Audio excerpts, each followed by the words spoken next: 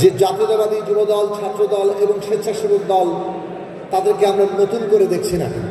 আপনাদের একটা ইতিহাস আছে, আপনাদের ইতিহাসে যেমন গৌরবের দিক আছে, তেমনি এমন অবস্থাও গেছে যেখানে আপনারা ক্ষমতায় ছিলেন এবং আপনাদের বিরুদ্ধে অনেক স্লোগান উচ্চারিত হয়েছে।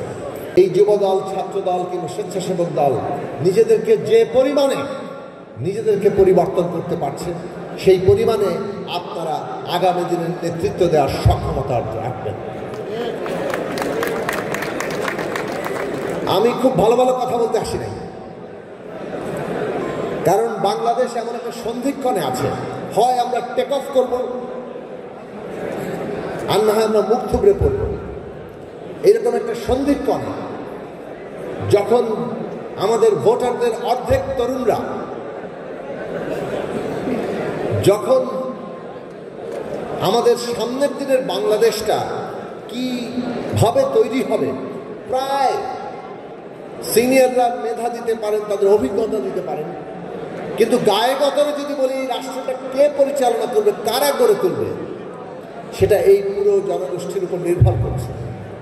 সুতরাং এই সংগঠনগুলো কি ভূমিকা রাখছে, আগামী দিনে বাংলাদেশের গণতান্ত্রিক ব্যবস্থা সত্যিকার অর্থে আমাদের আকাঙ্ক্ষিত জায়গার কাছাকাছি আমরা পাবো কিনা, ওইটা এই তরুণদের উপর নির্ভর করছে এবং যুবদল, ছাত্রদল, স্বেচ্ছাসেবক দলের উপর নির্ভর করছে। এই গুরুত্বের জায়গাটা আমাদের উপলব্ধি করা দরকার। আমাদের তরুণরা রাষ্ট্র থেকে বিচ্ছিন্ন হয়ে পড়েছিল, গত 15 বছরে ভোট দিতে পারেনি, তার মানে সে কথা বলারও স্বাধীনতা ছিল না। একেবারে আক্ষরিক অর্থে কথা বলার কারণে কতজন যে গুম খুন থেকে শুরু করে রাতের বেলা তুলে নিয়ে গিয়ে বছরের পর বছর জেলখানায় খেটেছেন, সেটা আমরা দেখেছি। যারা রাজনীতি করেছেন তারা তো খেটেছেন। রাজনীতির বাইরে কয়েকজন টেলিভিশন টক শো কিংবা অনলাইনে টক শো হোস্ট করার কারণে রাতের বেলা ধরে নিয়ে গিয়ে বছর পর বছর জেল খেটেছেন। কথা বলার স্বাধীনতা ছিল না, ভোট দেওয়ার স্বাধীনতা ছিল না। মানে এই রাষ্ট্র যে সিদ্ধান্ত গ্রহণ করে সেইখানে তরুণদের কোনো অংশগ্রহণ নেই। অথচ রাষ্ট্রের যদি বলেন যে গায়গতরে যারা পরিচালনা করে তার তরুণরাই,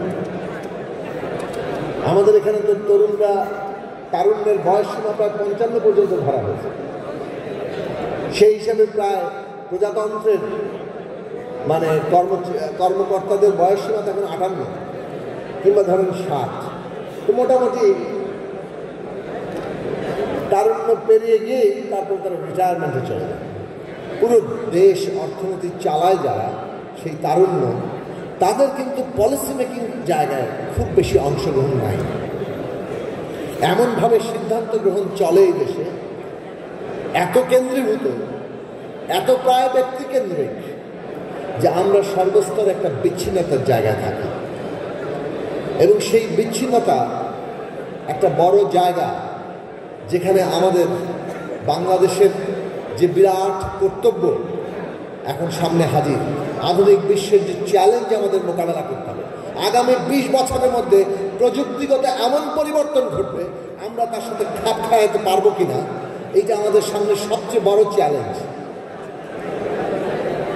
এই চ্যালেঞ্জ মোকাবেলা করার জন্য যে তারুণ্য দরকার, যে শিক্ষা ব্যবস্থা দরকার, সেটার নীতি নির্ধারণের কাজটাও তলা থেকে কিভাবে অংশগ্রহণের মধ্যে দিয়ে হতে পারে, সেইটা আমাদের নিশ্চিত করতে হবে।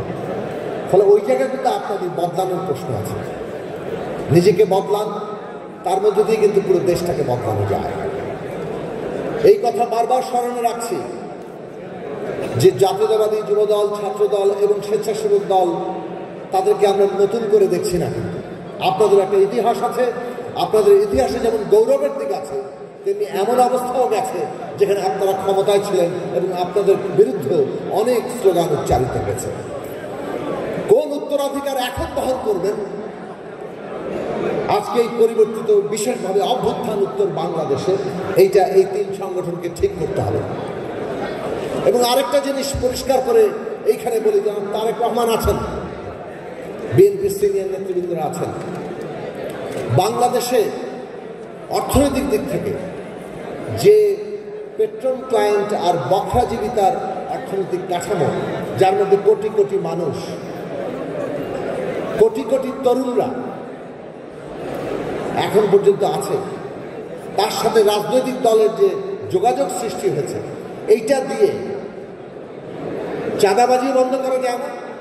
এটা দিয়ে আগামীর বাংলাদেশও আমরা কাঙ্ক্ষিত জায়গায় পৌঁছাতে পারবো না।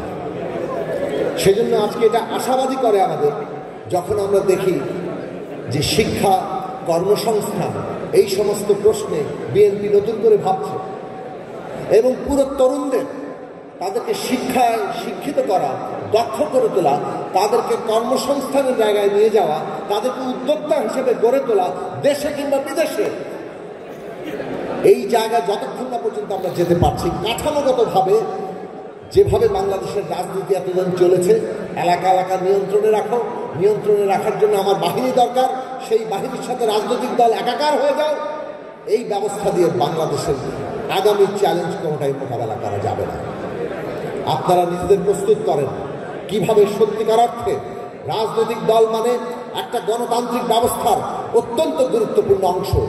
আইন, কিতাব, সংবিধান, এমনকি আইনি কাঠামো আমরা তৈরি করতে পারি বটে, কিন্তু রাজনৈতিক দল যদি ওই গণতান্ত্রিক আইনি কাঠামোর জন্য প্রস্তুত না হয়, তাহলে সেই আইনি কাঠামোতে আমরা গণতন্ত্র কায়েম করতে পারবো না। গণতন্ত্র কায়েম করার জন্য সেখানে রাজনৈতিক দলগুলোর প্রস্তুতি, আমাদের তরুণদের প্রস্তুতি, আগামী রাজনীতি বদলে দেওয়ার প্রস্তুতি, সেইটাই বাংলাদেশকে সামনের দিকে নিয়ে যাবে। সেই চ্যালেঞ্জ আপনাদের সামনে, সেই চ্যালেঞ্জ আপনারা পূরণ করবেন, সেই আশাবাদ রেখে আপনাদের আবারও ধন্যবাদ জানিয়ে আমি আমার বক্তব্য শেষ করছি। আসসালামু আলাইকুম।